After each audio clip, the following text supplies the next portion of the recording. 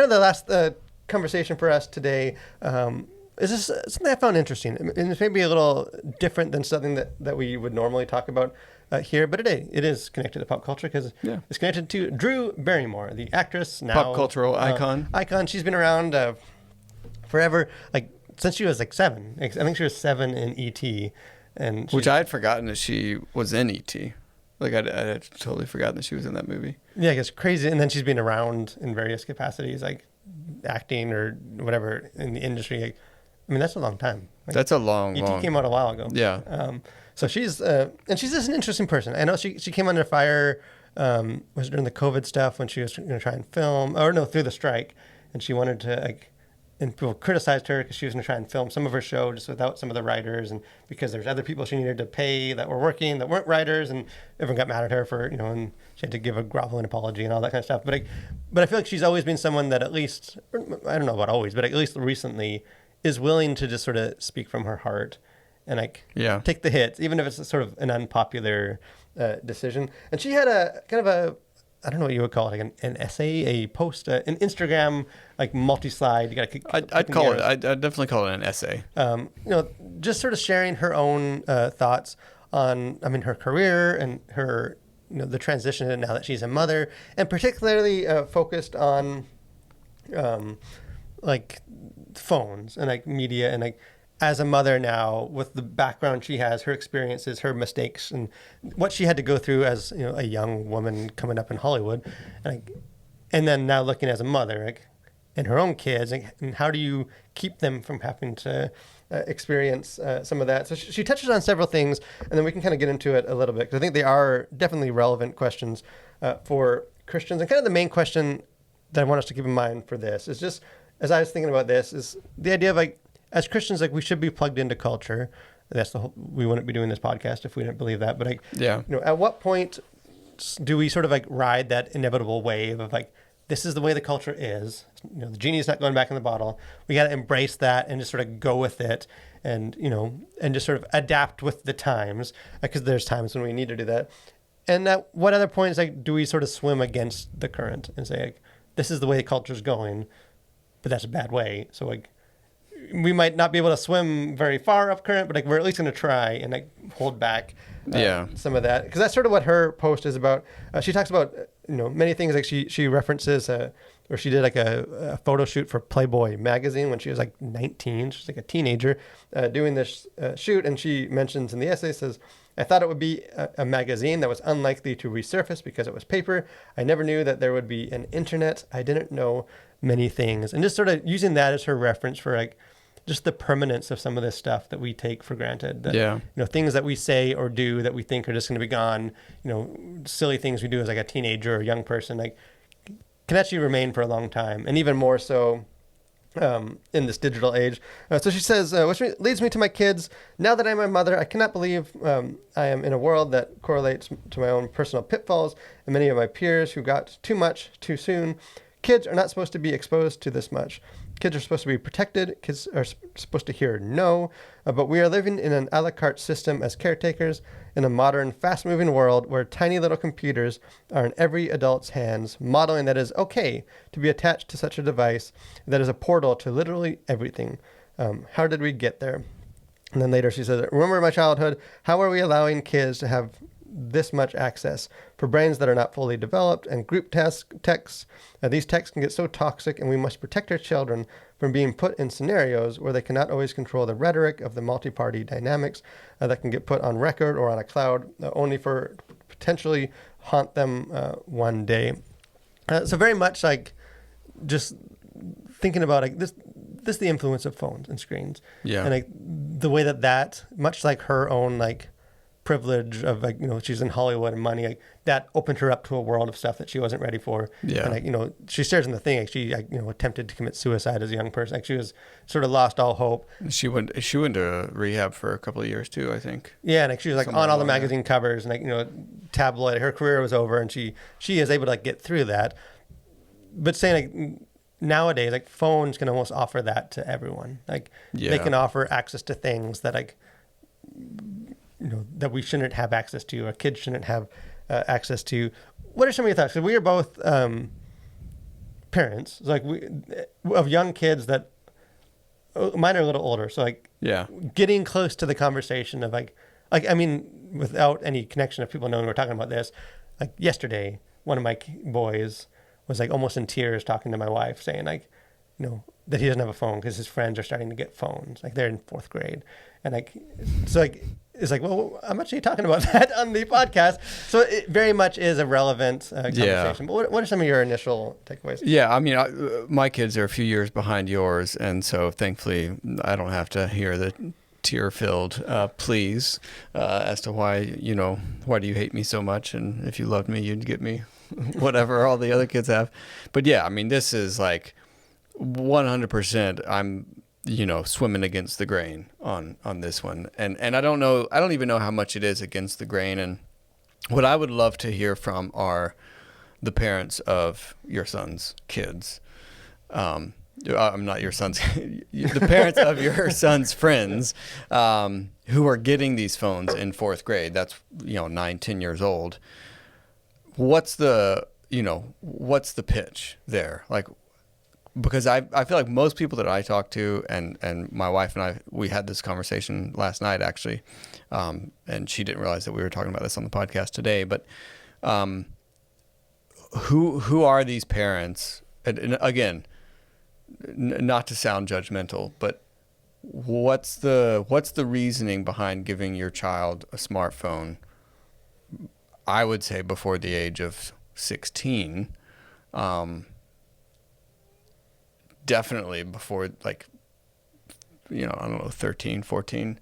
Like, what's so compelling that they need a smartphone at such a young age?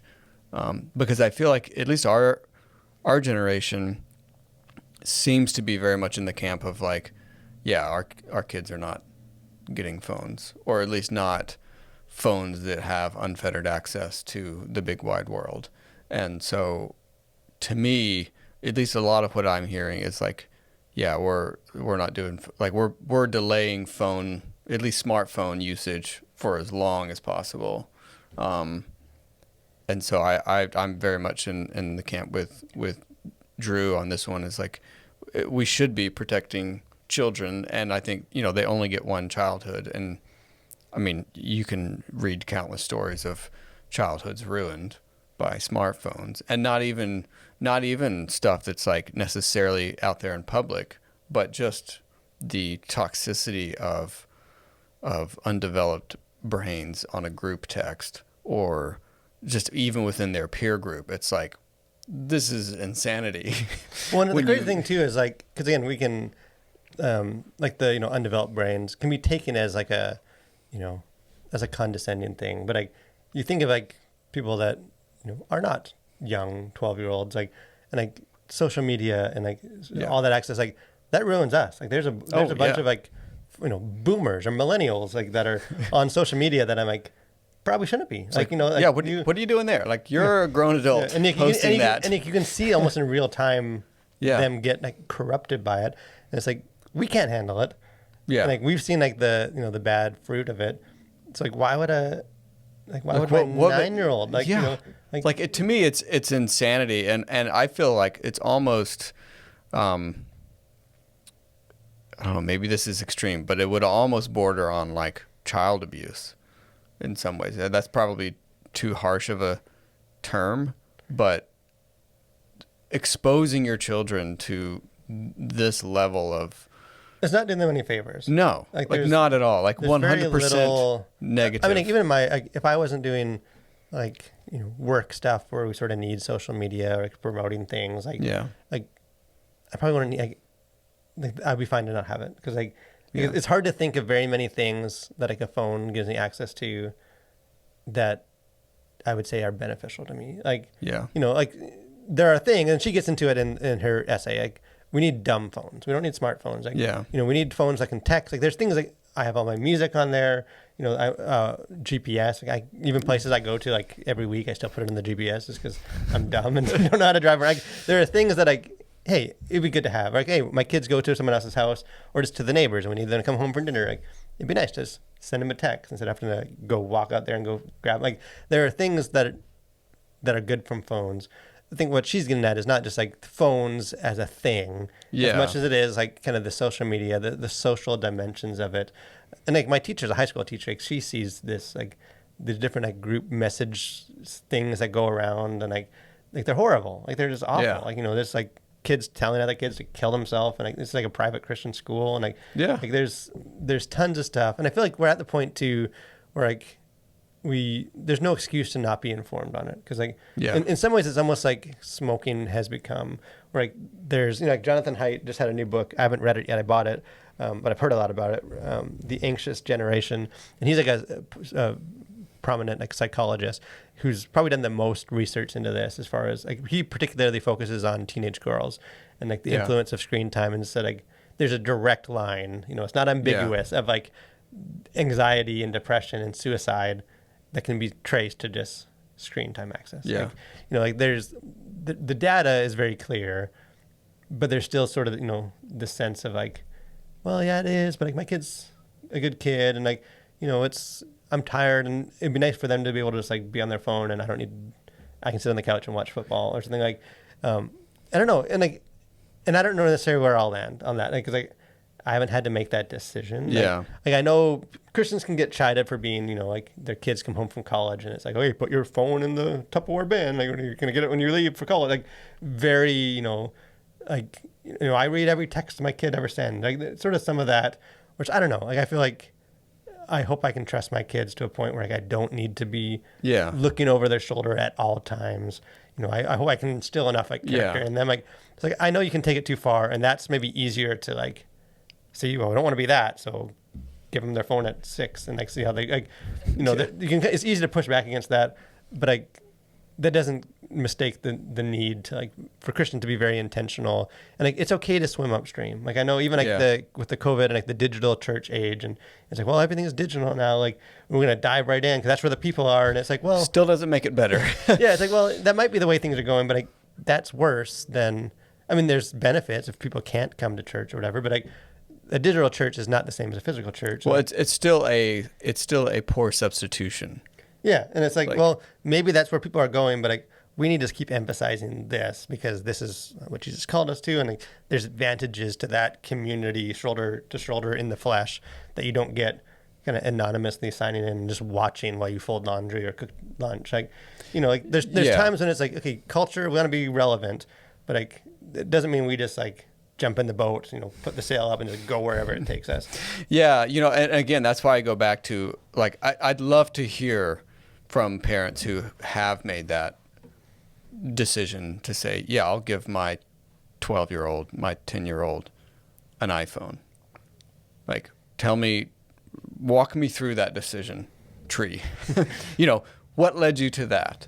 And if it was, I was just tired and they needed a phone, then that's an issue. Like, that's a problem, because I don't see anyone who has thought about this for any length of time that comes to the conclusion that having a phone at 10 is a good idea. Having a smartphone at 10 or 11 or 12 or 13 is a good idea. And so to me, it's almost more like the kids who are getting these phones, like we need to have a really compelling conversation to say, why on earth would this be a good thing for you to do? And of course, and that's the social element of this, I think, is, and this is where you sort of bring in the school at large, is you go to school, you don't need a phone at school because you're at school. Like, I don't see why anybody needs a phone while they're like in grade school. Like, what are you going to do? If you need to call your parents, you can go to the office and like, there's people there and they all have your parents' numbers. Like, so it's not a matter of being in touch with your kid.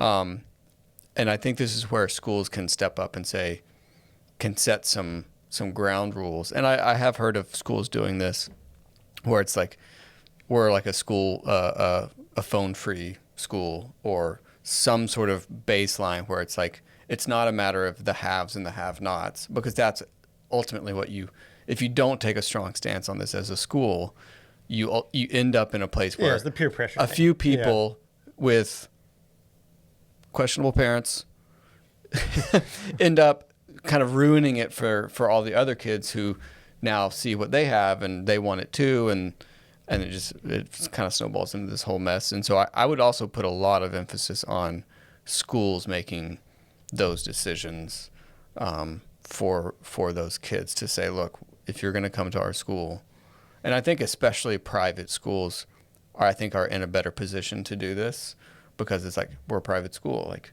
we have rules at private schools. Yeah, like he's got to wear a uniform. That's just a rule. Right. Don't question You can make these rules, and I think parents would do well to bring that up at school parent meetings and stuff, and say, hey, look, because it is. I mean, that's where I think the rubber meets the road, is because you can make that decision for your own children, but then they go into an environment where maybe they're the only kid with parents that make that decision. And so now you're facing this like immense peer pressure for your kid to get this phone or do whatever. And it's like that's not helping the situation, because it's not like giving into that is doing no favors to your kid. And I would say, and we can end on this for the conversation, but I think the phone issue is a way higher, more crucial, influential thing than like anything coming out of Hollywood. Like any of those absolutely. Of those sort of like conversations that, well, this cartoon movie had like a same-sex couple in the background, or they said this, or they didn't, this kid was rebellious and went against the 10 Commandments, honor your mother. Like any of those sort of things that we can get like worked up about. Those are like way or down even the blasphemous. list. Like, I think that influence is minimal compared to, like what the addiction of a parent on their phone can do to like, disrupt family dinners or things, or like a kid having access to who knows what on the, the dark reaches. Like, I feel like as Christians, like we should be way more vigilant on phones and stuff than we are on just, Hollywood they're pushing another agenda, and this movie I'm not going to go see anyways. Like, meanwhile, your 10-year-old is on his iPhone. Like, and you've got bigger problems. It's like anything Hollywood can push, your kid can find quicker and cheaper on their phone. Yeah. Like, and probably have, and their classmates are going to show it to them. So like, again, I think it's an important issue. But again, encourage you, like Sam said, if you send us a message, or if you're watching us on YouTube, comment, let us know about it. Hey, how do you, if you were like ahead of us on the journey of making those decisions, how do you sort of navigate that? And like, what are your plans maybe for your kids of, to combat just some of that pull to kind of go with the current of cell phones?